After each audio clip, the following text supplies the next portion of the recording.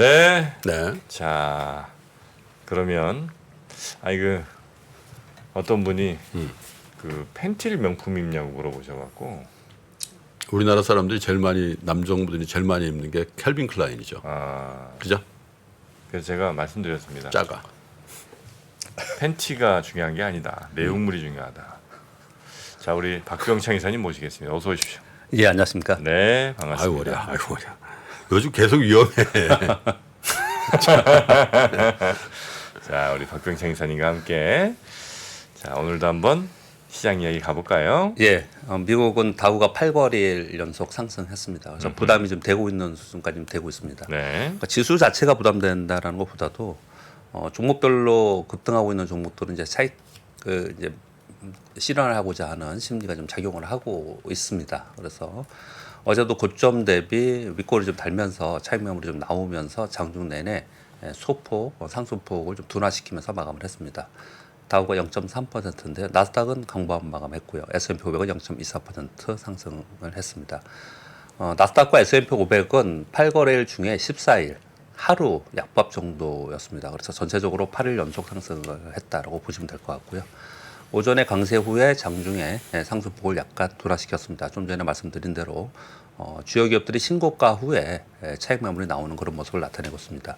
애플이 장중에 역사적 신고가를 다시 경신했었습니다. 장중 고점이 2.36%였고요. 종가가 0.71%로 마감을 했는데 애플 AI 모델 개발한다는 뉴스와 함께 애플이 신고가를 냈습니다. 그리고 마이크로소프트는 어제 방송을 못했는데 어제 신고가를 내고서 오늘 소폭 조정을 보이는 그런 모습을 나타냈습니다. 네. 오늘 유독 더 속삭여 주시는 것 같습니다. 그런가요? 어제 건강검진 혹시 아니 괜찮습니다. 괜찮습니까? 예. 안 좋게 나온 거 아니죠? 아니 괜찮습니다. 네. 예. 아유 건강검진 안 좋다는 얘기 하지 마소.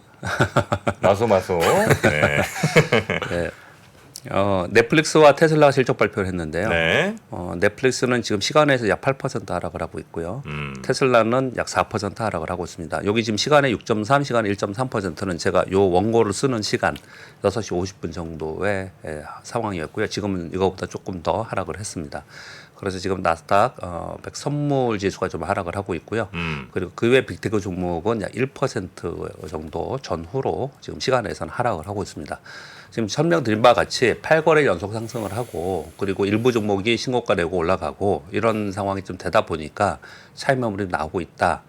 그런 상황 속에서 호실적 발표를 했지만 두 기업 모두 가이던스를 보수적으로 내놨습니다. 넷플릭스도 그랬고요. 테슬라도 2분기에 비해서 3분기의 생산량은 좀 소폭 감소 전망이다. 이렇게 네. 내놨습니다. 그러면서 지금 시간에서는 하락을 하고 있다.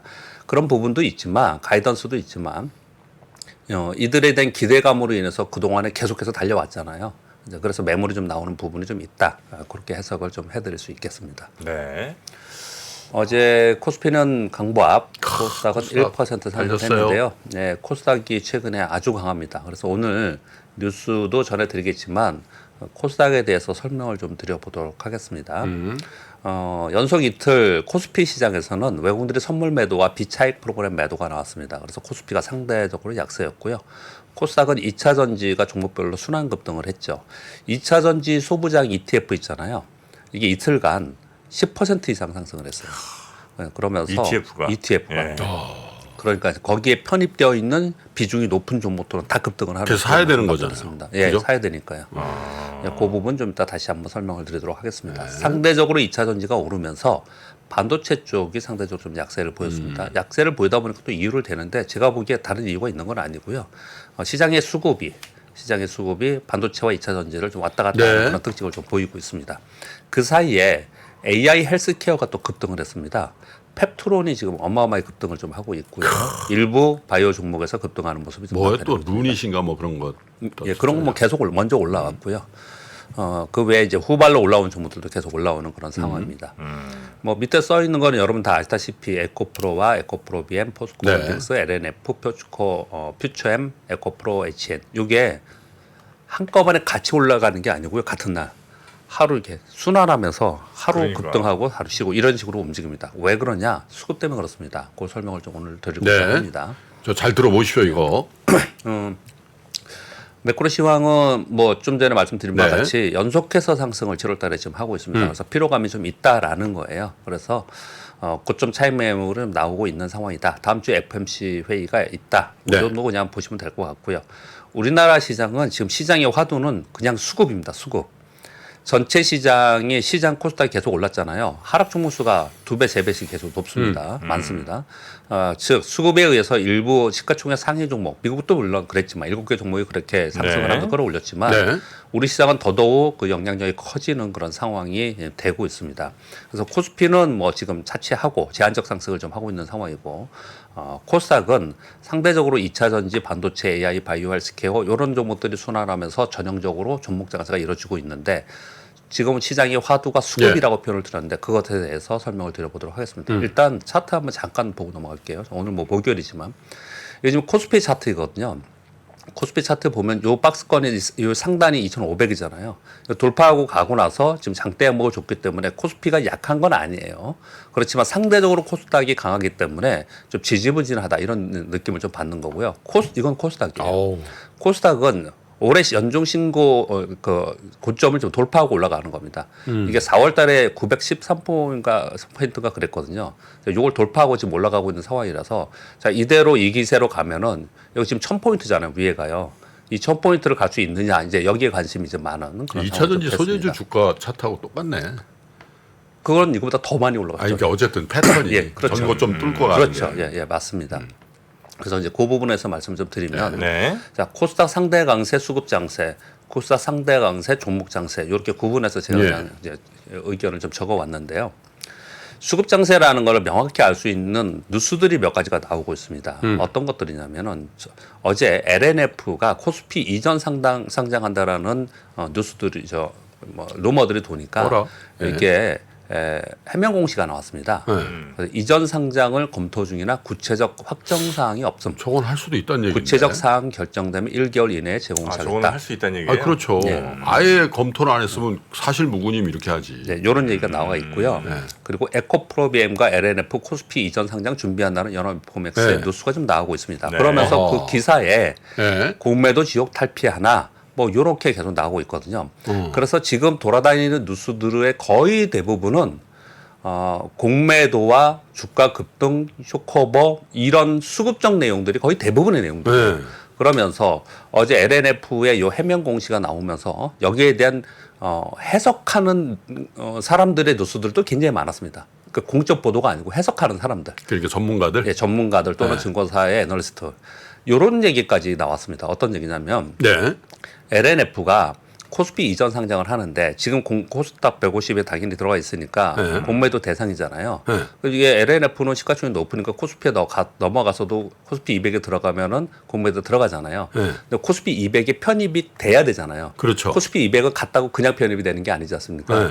그 편입되는 리베리싱 하는 그 날짜가 정해져 있잖아요. 그렇죠. 그러니까 그 날짜를 잘 조절하면 네. 이전 재상장 코스피로 옮겨서 재상장 후에 코스피 200 편입하기까지의 시간을 늦춰서 그건 공매도 금지 일정 기간 기간이다? 동안 공매도를 피할 수 있다. 그러면 공매도 한 사람들 이제 좀 급해지지 않겠냐. 스키즈 당할 수 있다. 뭐, 예, 이런 해석을 지금 하고 있는 거예요. 시장에서 네. 지금은 매크로 이슈, 뭐 기업의 가치 분석 이런 해석을 하지 않고 대부분 이 해석을 하고 있어요. 지금 시장이 어떤 시장이냐는 설명을 드리려고 지금 이러는 거예요. 이런 얘기들을 지금 하고 있는 시장이다라는 거예요. 수급장이다. 이제 이게 제일 중요한 게 시장에서 관심을 갖고 있고 거의 대부분 이걸로 움직이고 있다라는 거예요. 실제로 아까 보여드렸던 종목들이 한꺼번에 상승하는 게 아니고 돌아가면서 어떤 날은 하나가 20% 오르고 그 다음 날 17% 오르고 막 이런 식으로 움직이는 그날 당일날 수급 끝나고 나서 보면은 외국인들이 어마어마하게 삽니다. 어마어마하게 그날 막 한 3,500억 산 날도 있고 네. 어떤 종목은 2,000억 사고 막 이러거든요. 네. 그게 거의 대부분 쇼커버일 가능성이 높습니다. 그러다 보니까 지금 급등하는 종목은 거의 대부분 이 수급에 의해서 움직인다라는 걸 하기 때문에 이 분석을 제일 많이 지금 하고 있는 그런 상황이다라는 거예요. 그 말씀을 좀 드리는 거고요. 또 한 가지의 수급으로 시장이 움직인다는 거는 어떤 거냐면 그 ETF 있잖아요. 2차 전지와 관련된 ETF가 출시가 딱 되잖아요. 얼마 전에 그 뭐 KBS인가 출시했던 거 하루에 1,000원 모였다고 그랬잖아요. 그러면 이제 그쪽에 쫙 돈이 모이면 그거 사야 되지 않습니까? 그렇죠. 그러니까 그 종목을 딱 들어가서 그 종목에 비중이 높은 편입 종목이 나와 있잖아요. 심지어 막 요즘에는 많이 하지 않아요. 뭐 10개만 한다. 뭐 이런 ETF가 나오고 있어요. 그러니까 거기 편입되어 있는 상위에 있는 종목들은 여지없이 다 급등합니다. 여지없이. 그러니까 사람들이 투자자들이 대부분 어떻게 생각하겠습니까? 지금 나오는 자료들은 거의 대부분 뭐가 공매도가 많냐? 뭐가 공매도가 많냐? 뭐가 ETF가 나오냐? 비중이 어떤 게 더 높냐? 이걸 계속 지금 보고 있는 시장이고 그 흐름에 따라서 지금 코스닥의 일부 종목들이 이렇게 급등을 하고 있는 상황이다라는 거예요. 그러면 이게 사실 아주 좋은 건 아니잖아요. 아 근데 공매도 피하려고 거래소로 간다라는 게 뭐 저 증권 여의도에서는 어색할 수도 있는데 네. 아니 또 반대로 얘기해 보면 네. 아 오죽이 그랬으면 그러겠냐. 네네. 오죽 그것 때문에 저 고생했으면. 힘들었으면 그런 생각까지 하겠냐. 또 이렇게 생각할 수도 있는 거지. 그렇죠. 그래서 제가 이 뉴스를 가져오는 건 시장의 상황이 이렇다는 걸 설명을 드리고자 하는 게 한편이고 또 한편으로는 그냥 멀쩡한 기업이 예전에 뭐 셀트리온이 갖고 몇 개 기업들이 가긴 했지만 코스닥에 있는 기업들이 지금 말씀 주신 대로 오죽하면은 계속 이렇게 하려고 하는가. 그러면 정말 이거야말로 이 시점에 다시 한번 생각해 봐야 되지 않겠냐. 공매도 제도도 그렇지만 코스닥 시장도 그렇고 코스닥에 있는 물론 코스닥에 있는 것들은 그 대부분 코스피에 비해서 상장하기 쉽고 자본 규모도 작아도 되고 매출 규모도 작아도 되고 또는 뭐 진입도 좀 쉽고 뭐 이런 부분들이 있지만 여기서 잘 되면 다 코스피로 가려고 한다. 그럼 코스닥은요? 이런 생각도 또 해볼 수 있는 거잖아요. 시장 거래소에서는 코스피의 담당자들이 코스닥도 시장이라는 게 분명히 있잖아요. 그러니까 이런 부분들도 또 같이 한번 생각해 볼 필요가 있다. 여러 가지로 봤을 때 시장이 뭐 기업의 가치 뭐 이 시점에 그런 논란 문제는 아니죠. 물론 주식시장이 유통시장에서는 수급이 우선이다. 항상 그래요. 항상 수급이 우선이죠. 뭐 미국의 빅테크들 올라가는 거 메타 요즘에 올라가는 게 여러 가지 이유들을 대지만 메타가 가장 공격적으로 바이백을 지금 하지 않습니까? 그런 수급적 이유가 분명히 있기 때문에 그렇고 우리는 유통시장에서 투자하는 사람은 차익 실현을 위해서 차익을 위해서 거래하니까 뭐 뭐든 간에 또 수급 때문에 올라가면 뭐 해피하죠. 물론. 그런데 이렇게 수급적인 상황에 왜 우리가 시장이 막 급락할 때 수급적 왜곡으로 시장이 급락하면은 이게 해소되는 과정이 필요합니다. 기억나시죠? 우리가 그런 얘기 많이 하잖아요. 그렇죠. 그게 해소되고 나면 시장이 다시 정상으로 좀 가는 거잖아요. 그러면 이것도 거꾸로 우리는 주가 올라가니까 좋아하지만 거꾸로 이것도 수급적인 왜곡 현상이 발생되면서 막 급등할 수도 있는 거잖아요. 이런 부분들에 대해서 너무 이 수급적 요인 때문에 주가가 급등하는 부분에 대해서는 한번 살펴볼 필요가 있지 않나. 그런 정도를 말씀드리고 싶어서 이걸 먼저 말씀드렸고요. 자, 요건 이제 수급적 요인을 말씀드렸습니다. 코스닥의 상대 강세를 보이는 게 수급이 상당히 강하다. 물론 수급이 들어온다는 얘기는 기업의 이익 성장이 있기 때문에 그렇습니다. 근데 그걸 제가 폄하하면서 말씀드리는 게 아니고 그 부분 분명히 있고요. 그런 상황 속에서도 지금의 상황이 이런 게 굉장히 더 크게 좌우한다라는 걸 말씀드리고 하는 거고요. 또 한 가지는 근데 그 수급이 들어오는 게 네. 결국 이제 사러 들어온다는 거잖아요. 예. 누가 그렇게 사러 들어오는 거예요? 그냥 쇼커버는 지금 외국인이 그렇게 되는 거고 외국인이 그러는 거고 지금 뭐 종목들 들어오는 거는 네. 그거는 이제 지금 설명드리려고 합니다. ETF?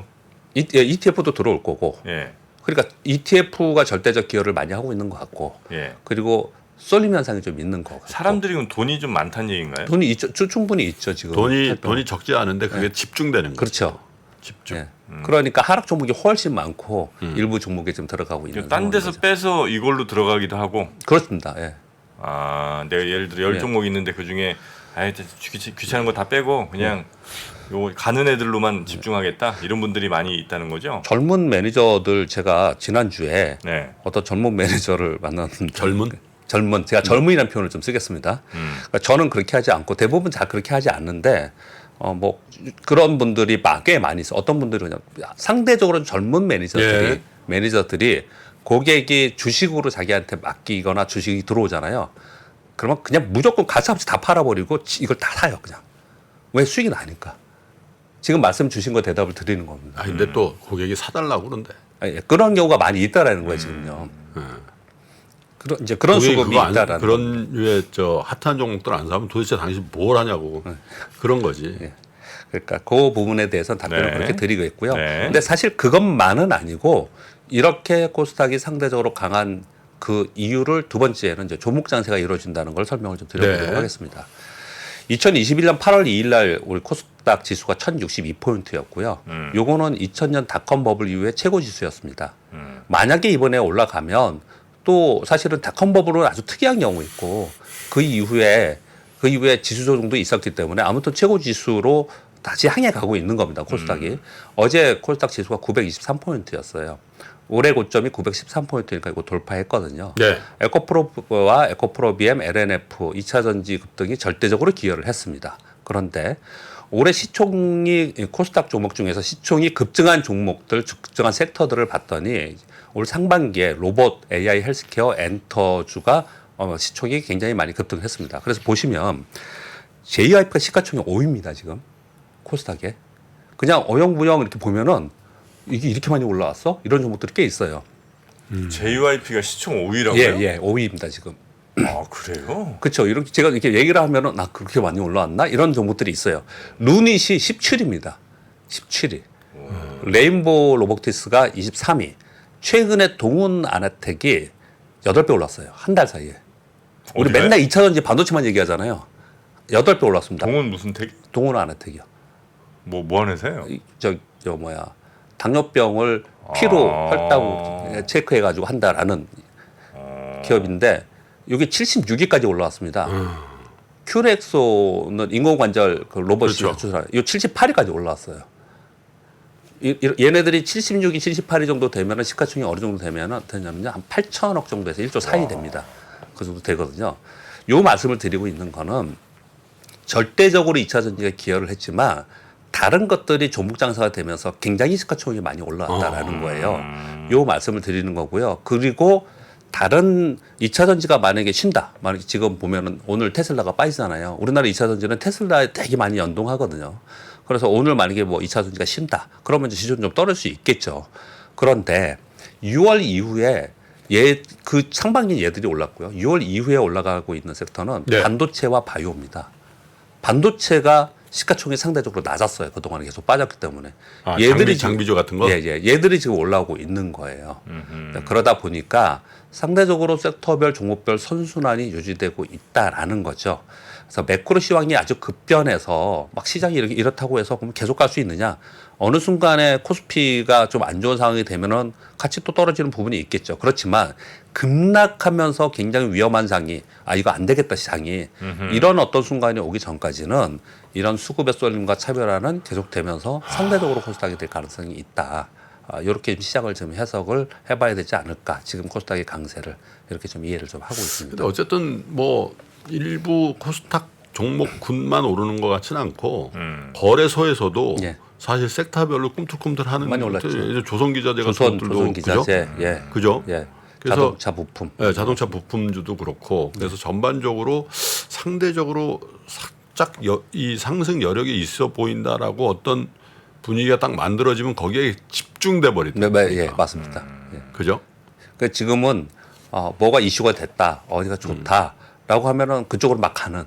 그래서 지금 미국에서는 우리는 그렇다고 말씀까지는 안 드릴게요. 미국은 지금 벌써 월가에서 오늘 뉴스 보시면 야, 밈 주식이 살아나는 거 아니냐, 걱정스럽다 이런 얘기 지금 나오고 있는 그런 상황이거든요. 그러니까 지금의 시장 상황이 그렇다는 설명을 드리고자 제가 말씀을 좀 드리고 있는 겁니다. 그렇게 말씀 좀 드리겠고요. 네. 아까 동훈아한테 얘기를 좀 했었는데 뉴스에도 좀 있었습니다. 그래서 그 말씀 좀 드리면 일단 뉴스 몇 가지 드리겠습니다. 이재용 삼성전자 회장이 머스크를 만나서 테슬라의 차세대 자율주행차 칩을 삼성 파운드리에서 생산을 해달라고 직접 요청을 해서 사실상 확정됐다라는 한국경제발 뉴스가 있었습니다. 일론이가 네. 그래서 원래는 TSMC였어요. 그런데 이번에 담판을 함으로써 테슬라에서는 TSMC와 복수 생산을 하느냐 아니면은 삼성 단일 생산을 할 거냐 고심하고 있다. 요즘 되게 예민한 거라서 제가 물음표를 쳐놨고 한국경제라고 이렇게 가져왔습니다. 그래서 요 내용이 지금 시장에서 많이 있는 상황이고 그래서 자동차용 반도체, 자동차용 칩 있죠. 네. 여기 주가가 지금 움직이고 있습니다. 그렇게 보시면 될 것 같고요. 잘했구만. 아까 말씀드린 동문아네텍 있잖아요. 네. 6월 20일 날 8,300원이었는데 어제 49,300원이었습니다. 와. 그러니까 요거만 오른 게 아니에요.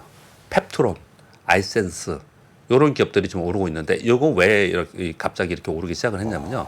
글로벌 빅파마들이 당뇨병 치료제를 계속해서 활발하게 지금 개발하고 있는데 당뇨병 치료제가 이게 살이 빠진다는 거예요. 이거 뉴스 들으셨죠? 위고비 이런 것도 다 예. 이 얘기를 계속하면서 이게 붐이 좀 이뤄진 거예요. 그러면 우리나라에 그런 기업들이 뭐냐라고 찾기 시작해서 거기 또 막 이게 붙은 거예요, 수급이. 그래서 이런 움직임이 좀 나타나고 있습니다. 그래서 제가 한마디로 표현하면은 지금 우리나라 코스닥의 시장, 우리나라 개별 기업들이 올라가는 게 두 가지로 정의합니다. 개별 종목 장세다, 전형적인. 그리고 수급 장세다, 지금 시장이. 그렇게 지금 해석을 좀 해드리려고 이렇게 말씀을 좀 드리는 겁니다. 뭐 그런 와중에 어제 정부에서 바이오 경제 2.0 추진 뭐 한다라는 발표가 좀 있었습니다. 그래서 일부 종목이 좀 오르긴 했습니다. 이런 내용이 좀 있었고요. 바이오 굉장히 어렵습니다.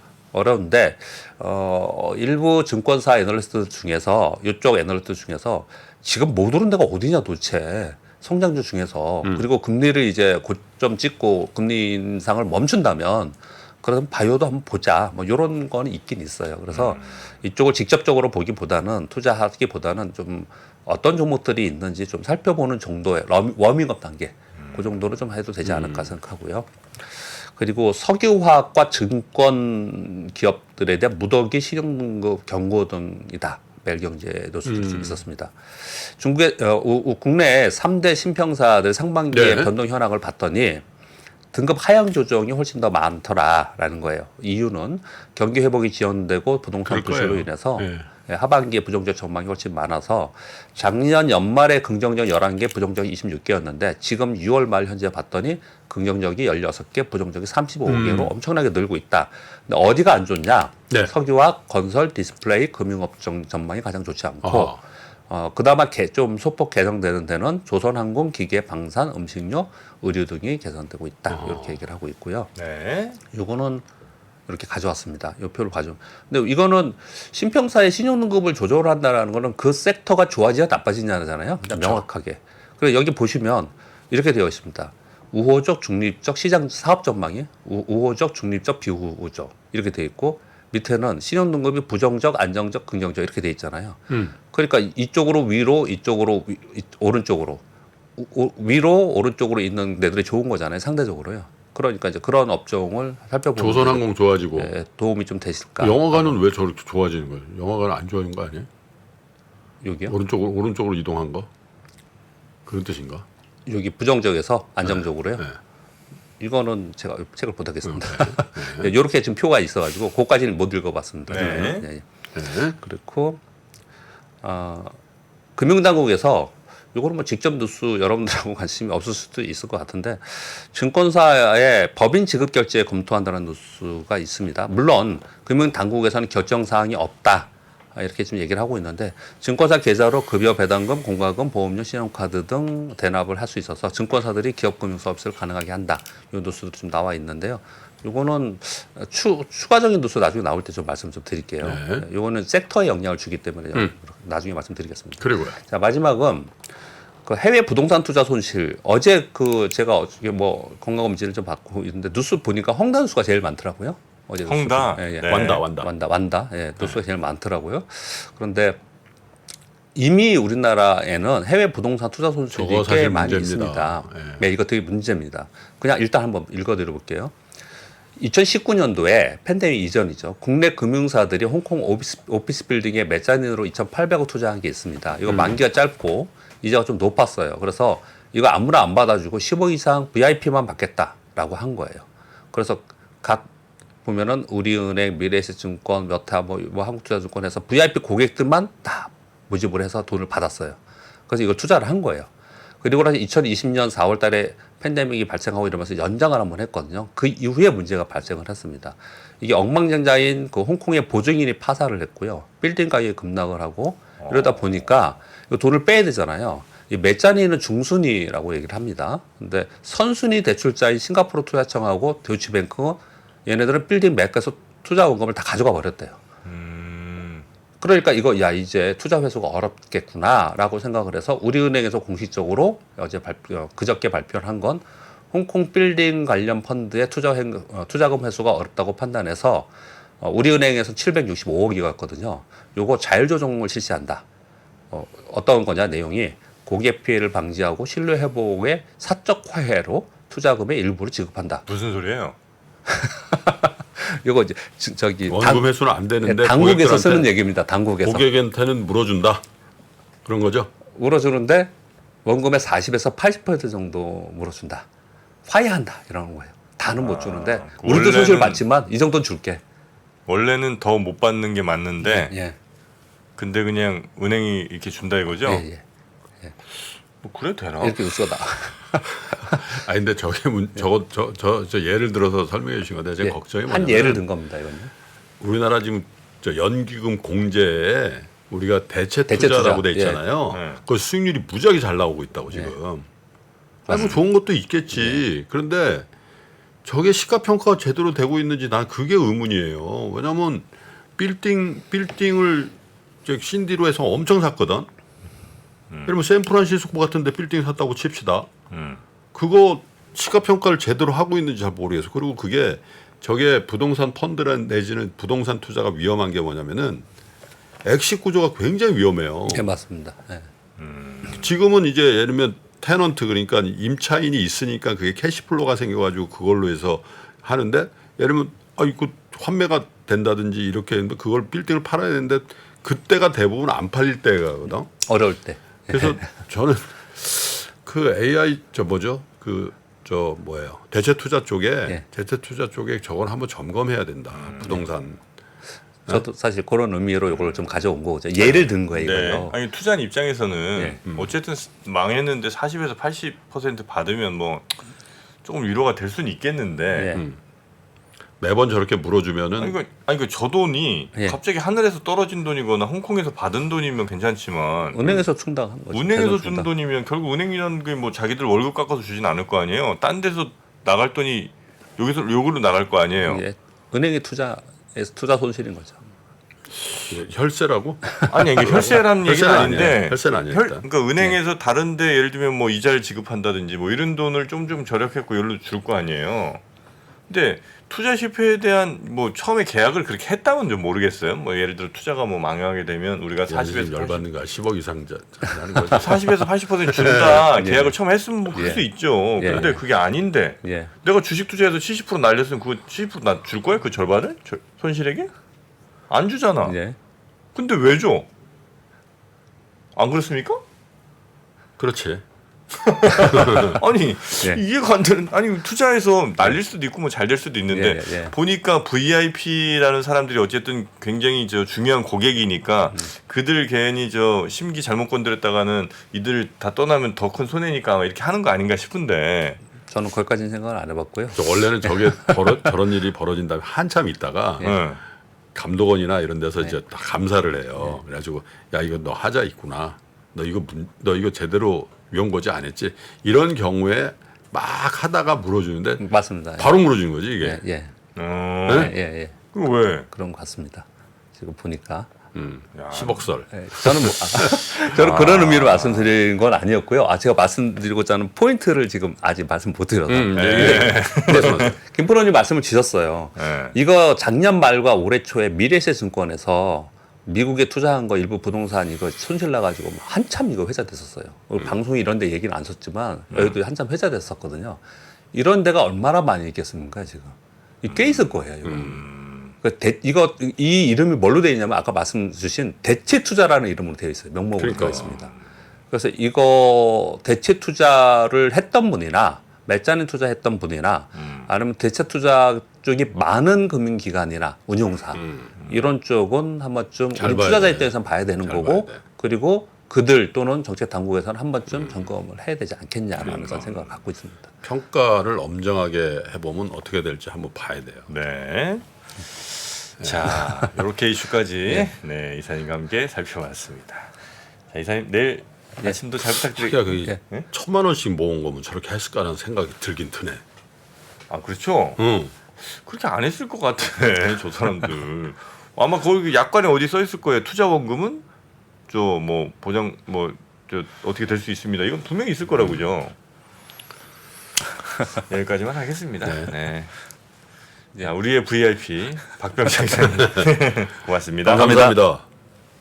아시아 외환 위기 이후에 글로벌 경기가 안 좋아질 것 같으니까 미국이 금리 인상을 천천히 하게 되거든요. 근데 이때 IT 관련 산업이 굉장히 빠르게 성장을 하는데 금리 인상이 생각보다 늦다 보니까 이게 무엇을 만들게 되냐면 닷컴 버블을 만들게 됩니다. 외환 위기부터 닷컴 버블, 금융 위기, 인플레이션의 부활까지 대한민국 최고의 거시경제 전문가 오건영의 경제 이야기를 서점에서 만나보십시오.